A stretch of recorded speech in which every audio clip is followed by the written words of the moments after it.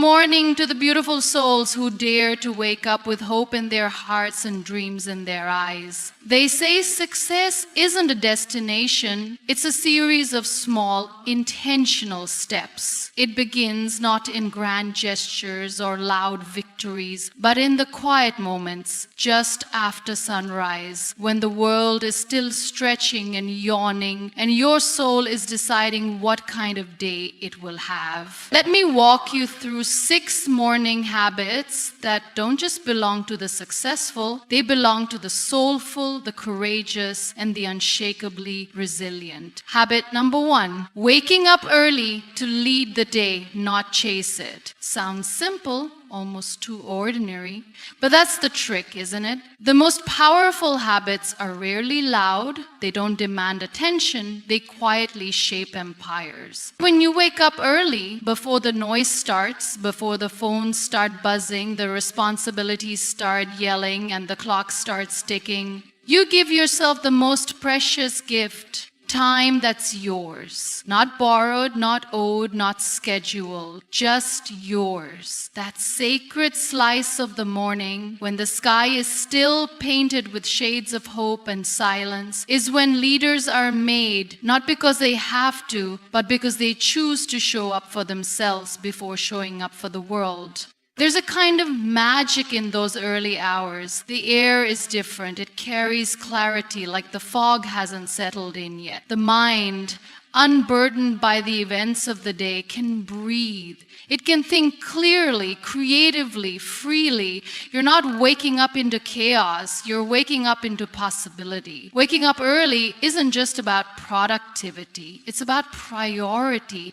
It's you saying, my peace, my purpose, my presence matter enough to be the first thing I focus on. It's not a punishment, it's a privilege. While the rest of the world is still tangled in dreams or snoozing alarms, you're already walking toward yours. And it's not about perfection. Some mornings the bed feels like heaven. Some mornings the world feels heavy. But those who rise anyway, they build a kind of discipline that echoes into every area of life. They become the kind of people who don't wait for motivation. They move with intention. They don't hit snooze on the alarm or on their life. The most successful people, whether they're artists, athletes, entrepreneurs, or change makers, often speak of their mornings like a secret weapon. It's not because they're superhuman. It's because they've decided that the world doesn't get to write the first chapter of their day. They do. They write it with stillness, with prayer, with planning, with silence, with movement, with whatever centers them. And waking up early doesn't mean logging into chaos sooner. It's not waking up to emails or meetings or scrolling through a digital void. It's waking up to reconnect with self, with breath, with meaning. It's having the time to sit with your thoughts before the world tells you what to think, to drink your tea slowly, to read something that fills you, to move your body not out of obligation but reverence. There's a rhythm that early risers fall into, not rushed, not reactive, but grounded. They start their day like a steady drumbeat. They move with clarity while others scramble through the morning fog. That clarity doesn't just make them productive, it makes them powerful because they are not just running the day, they're designing it. Waking up early also whispers a message to the subconscious. I matter enough to rise for it. That's not just discipline, that's self-respect. That's not just ambition, that's alignment. When you take the first hour of the day for yourself, you take back control from the chaos. You tell life, I will not be a passenger today, I will drive. Habit number 2, practice gratitude to ground your soul, is not just a ritual, it's a rebellion. In a world constantly whispering that you need more, be more, chase more, gratitude says, I have enough. I am enough right here, right now. It is the soft armor worn by the emotionally resilient, the unshaken, and the quietly successful. Gratitude isn't some cheesy quote slapped on a coffee mug. It's a mindset, a perspective, a conscious choice to look at what's present instead of what's missing. It's a moment taken often in silence where you sit with your breath and acknowledge the things you'd otherwise take for granted. The bed you woke up in, the legs that carried you out of it, the roof above your head, the chance to try again. Gratitude pulls you out of the storm and plants your feet on the ground, steady and unshakable. The most successful people don't wait for extraordinary moments to feel thankful. They find something sacred in the ordinary. Their morning might start with a journal entry listing 3 things they're grateful for. Or maybe it's just a quiet thought whispered into the stillness. Either way, they ground themselves before the chaos can sweep them away. And that grounding, it changes everything. Gratitude doesn't eliminate pain. It just puts it in perspective. It doesn't deny the hard stuff. It simply reminds you that the hard stuff isn't all there is. It creates a lens through which the world starts to look a little softer, a little kinder. It transforms mornings from mechanical routines into sacred rituals. And it's not about being blindly positive. That's not gratitude. Real gratitude coexists with grief, with stress, with pressure. It doesn't demand you smile through the struggle. It simply reminds you that even in the midst of it all, there's still something good, something worth holding on to. Maybe it's your breath. Maybe it's a sunrise. Maybe it's the memory of someone who once believed in you. Successful people understand this. Energy flows where attention goes. And when your attention is constantly on what's lacking, what's broken, what's missing, your energy drains like a leaking tap. But when your attention shifts to what's working, to what's beautiful, to what's true, you fill yourself back up. You start the day from a place of fullness, not frustration. Gratitude also builds humility. When you begin your day acknowledging what's been given to you, you carry less ego and more grace. You don't walk into rooms trying to prove your worth. You walk in knowing it. That self-awareness is magnetic. It draws the right people, the right opportunities, the right energy toward you, not because you're shouting your value, but because you're quietly owning it. There's something deeply human about gratitude. It strips away the performance and brings you back to the essence. It doesn't care how much is in your bank account, how many followers you have, or how busy your calendar looks. Gratitude is raw. It's personal. It's yours. And when you build it into your mornings, you don't just start the day differently. You start to live differently. Habit number 2 isn't about being perfect, happy, or eternally content. It's about becoming aware of what is here, what is enough, what is already a blessing. And in that awareness, the soul finds its balance. It finds its footing. It stands a little taller, a little stronger, a little more certain that no matter what the day brings, it's already starting from a place of abundance. Habit number 3, move your body to generate energy, is often misunderstood. People think it's about looking good, losing weight, chasing some aesthetic ideal. But the truth is far deeper, far more spiritual than physical. Movement is not just an act of fitness. It's an act of awakening. It's the moment when the body reminds the mind, I'm still here. I still work.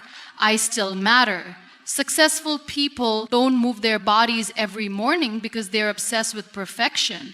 They move because they understand that energy doesn't come from sitting around waiting for motivation to strike. Energy is something you create, something you summon. And the most direct way to do that, move, stretch, walk, dance, breathe. Let your body come alive before the world puts its weight on your shoulders. It doesn't have to be a full workout or an intense gym session. It can be 10 minutes of stretching on the floor, a slow walk in the early morning light, a few deep breaths paired with simple movements, but it must be intentional. It must be mindful, because in those early moments, movement becomes more than exercise. It becomes a conversation between you and your body. There's a kind of magic that happens when blood starts flowing, when your spine stretches, when your heartbeat gently rises, your brain gets sharper, your emotions feel lighter, your focus locks in, the fog lifts. It's as if the entire system gets rebooted, reminding you that you're not just a thinker trapped in a head, you're a living, breathing organism. And when the body moves, the mind follows. Successful people know that discipline begins in the body. They know that if they can push through the resistance of getting up, showing up, and moving, even just a little, they can push through a meeting, a challenge, a crisis. They build physical resilience not just for strength, but for stamina. Stamina to endure long days, hard conversations, unexpected failures. They don't move because life is easy. They move so they're strong enough when it's not. Movement also creates momentum. Think about it. How many days have started with sluggishness only to spiral into complete disarray? But on the days you start with movement, even the smallest kind, your entire rhythm shifts. You walk into the day with a sense of control. You're not reacting, you're initiating. You're not dragging your body through the day, you're leading it. There's also something sacred about honoring the body in the morning. The world teaches us to ignore our bodies unless something is wrong. But success isn't built on ignoring. It's built on listening. Listening to what hurts, what needs care, what needs strength. That self-respect translates. It shows up in posture, in presence, in how you walk into rooms and how you hold space for yourself. People who move their bodies in the morning aren't just working out. They're waking up. They're shaking off yesterday's doubt, yesterday's tension, yesterday's noise.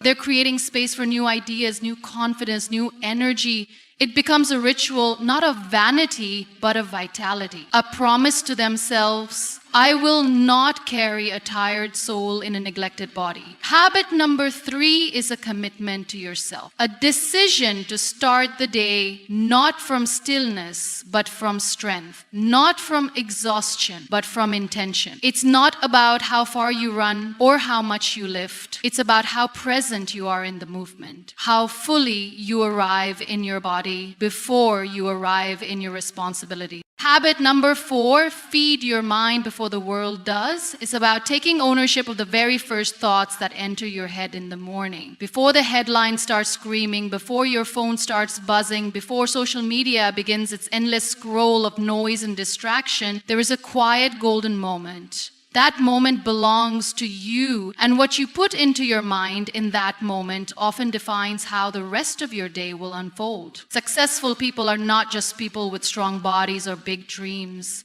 They're people with nourished minds. Minds that are clear, focused, and trained to think, not just react. They understand that your mind is like a garden. Whatever you plant, water, and nurture first thing in the morning is what will grow throughout the day. If you feed it chaos, it will echo chaos. But if you feed it clarity, calm, and inspiration, it will build a day rooted in strength. Reading a single page from a powerful book, listening to a short podcast that aligns with your values, writing a few thoughts in a journal. These are not small things. These are daily doses of mental nutrition. They are how leaders, thinkers, and creators protect their mental space before the world tries to rent it for free. They don't wait to see what the world throws at them. They set the tone first.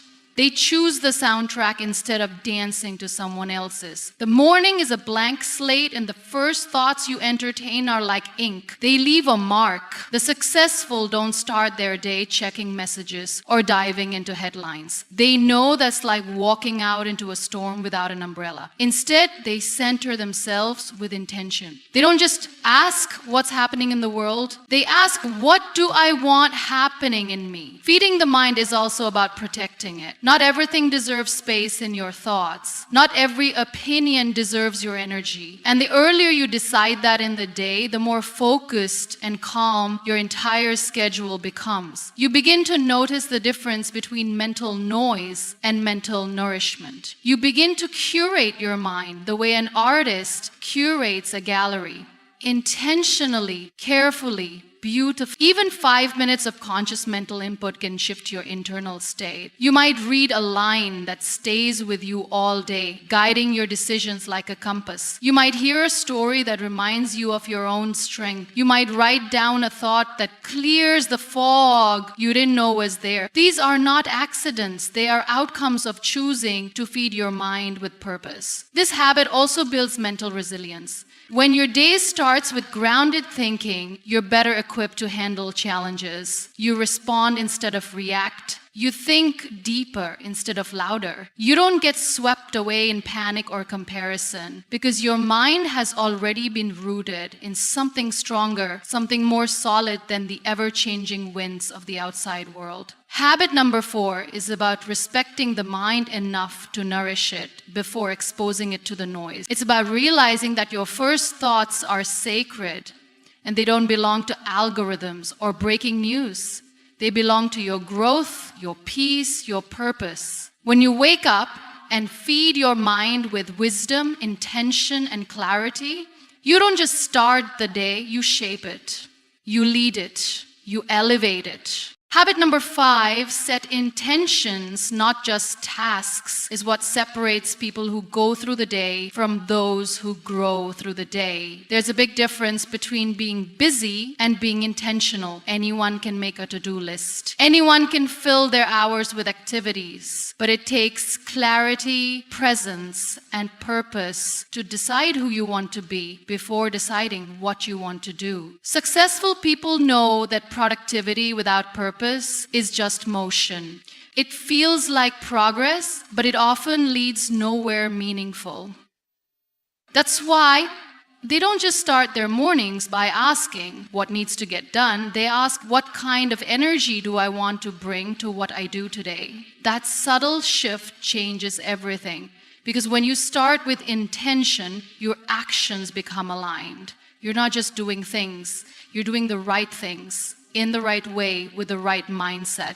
Setting an intention is like calibrating a compass. It's a quiet internal check-in where you ask, what do I want to feel today? Maybe it's focus, maybe it's patience, maybe it's courage. Whatever the answer, that one word becomes your anchor. So when the distractions come, when the challenges knock, when people test your peace, you already know how to respond because you decided before the chaos. You decided before the chaos, but because that chaos, you decided before the chaos, you already know how to respond because you decided before the chaos. Intentions are not goals. Goals are destinations. Intentions are the way you walk the path. A goal might be to finish a report or study for an exam, but an intention is to approach it with calm and confidence. A goal might be to meet someone or run an errand, but an intention is to be present while doing it. This mindset doesn't just make you more effective, it makes you more fulfilled because you're not just checking boxes,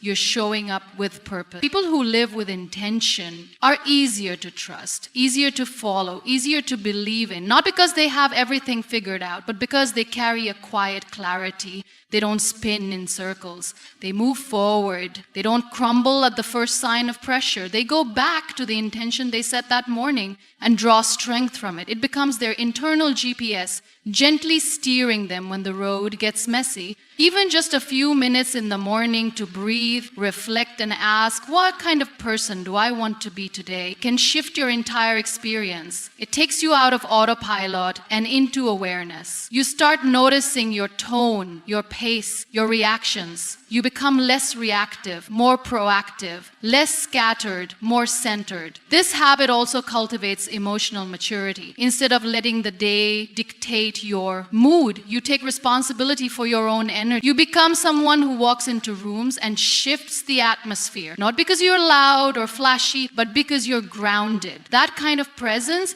isn't born from a to-do list. It's born from intentional living. Habit number 5 isn't about rejecting structure or abandoning goals. It's about elevating them. It's about making sure your tasks serve your values, not just your calendar. It's the quiet act of rebellion in a world that glorifies hustle without heart. When you wake up and set an intention, you're not just planning your day, you're declaring who you are and who you're becoming. Habit number 6, speak to yourself with compassion, is not soft, weak, or indulgent. It's strength in its purest form. In a world that constantly demands more, critiques loudly, and rarely pauses to say, you're doing okay, it takes courage to be kind to yourself, especially in the morning when yesterday's regrets or today's expectations try to flood your mind. What you say to yourself can either build you up or break you before the day even begins. Successful people have learned that self-talk is not just inner chatter, it's the script that programs your confidence, your decisions, and your energy. They don't stand in front of the mirror, nitpicking every flaw or replaying every failure. They use those first moments of the day to remind themselves of their strength, their progress, and their potential, not because they've never fallen short, but because they've chosen not to live in that space. There is a massive difference between holding yourself accountable and tearing yourself apart. Compassion doesn't mean lowering your standards. It means recognizing your humanity within those standards. It means saying, I could have done better, without following it up with, I'm a failure. It's the way you speak to a friend who's learning, not a criminal who's disappointed you. That morning voice, your anchor or your enemy.